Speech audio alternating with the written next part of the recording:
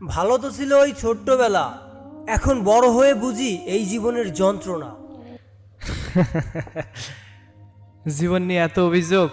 চলো তাহলে তোমাদের একটা গল্প শোনাই, যে গল্পটি আমি শুনেছি। সৃষ্টিকর্তা গাধাকে সৃষ্টি করে বললেন, তোমার জীবনটা হবে এমন, সকাল থেকে সন্ধ্যা পর্যন্ত ক্লান্তিহীন পরিশ্রম করতে হবে। সারাদিন বড় বড় বোঝা তোমার কাঁধে চাপিয়ে দেওয়া হবে, আর খেতে পারবে শুধু ঘাস, আর তোমার মাথায় কোনো বুদ্ধি থাকবে না, আর তুমি পৃথিবীতে বেঁচে থাকতে পারবে 50 বছর। এ কথা শুনে গাধা সৃষ্টিকর্তাকে অনুরোধ করে বলল, আমি এত বছর বাঁচতে চাই না, এত বছর আমি বাঁচতেও পারবো না, আমার আয়ু 20 বছর করা হোক, আমি 20 বছরে সন্তুষ্ট। তারপর তারপর কি হলো? সৃষ্টিকর্তা তার অনুরোধ কবুল করলেন, গাধাকে দেওয়া হলো 20 বছর আয়ু। এরপরে যখন কুকুরকে সৃষ্টি করা হলো, তখন বলা হলো, তুমি হবে মানুষের সবচেয়ে কাছের বন্ধু, কিন্তু সে খাবে মানুষের উৎকৃষ্ট, এবং তার আয়ু হবে 30 বছর।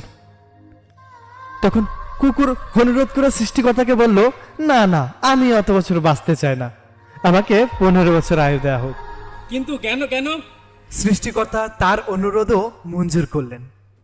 এরপর যখন বানরকে সৃষ্টি করলেন, তখন তাকে বলা হলো, তুমি শুধু গাছের এডাল থেকে ওডালে ঝুলবে আর মানুষকে বিনোদন দেবে, মানুষ তোমার কর্মকাণ্ড দেখে হাসবে, এবং নানা রকম ফন্দি ফকির দেখে মানুষকে সবসময় বিনোদনে রাখবে।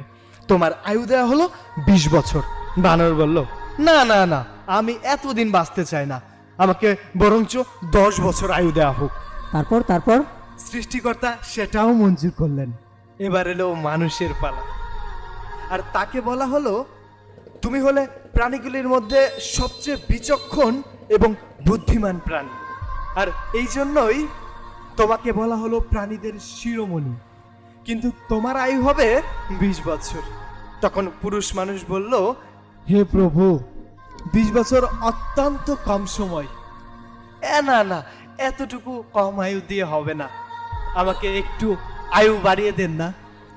ওই যে গাধা যে 30 বছর চাইনি, সেটা আমাকে দেওয়া হোক, আর ওই যে কুকুর যে 15 বছর ফিরিয়ে দিল, সেই 15 বছরও আমাকে দেওয়া হোক, আর বানর যে 10 বছর নেয়নি, ওই 10 বছরও আমাকে দেওয়া হোক। তারপর তারপর কি হলো?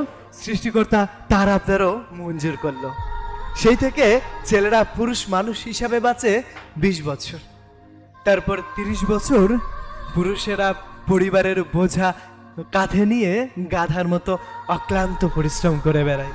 তারপরের 15 বছর তার ছেলেমেয়েরা যা দেয়, ঠিক ওই কুকুরের মতো উচ্ছিষ্ট খেয়ে বাঁচে। অনেকে তো ছেলেমেয়ের থেকে খাবারও পায় না, বৃদ্ধাশ্রমে ঠাঁই মিলে। তারপর যখন সে বৃদ্ধ হয়, তখন সে এ মেয়ের বাড়ি ও ছেলের বাড়ি, এদিকে ওদিকে, ওই ঠিক বানরের মতো, আর নানা রকমের কৌতূহল করে আর ফন্দি ফিকির করে নাতি নাতিদের হাসানোর চেষ্টা করে। এভাবেই কেটে যায় পুরুষের বাকি জীবনটা।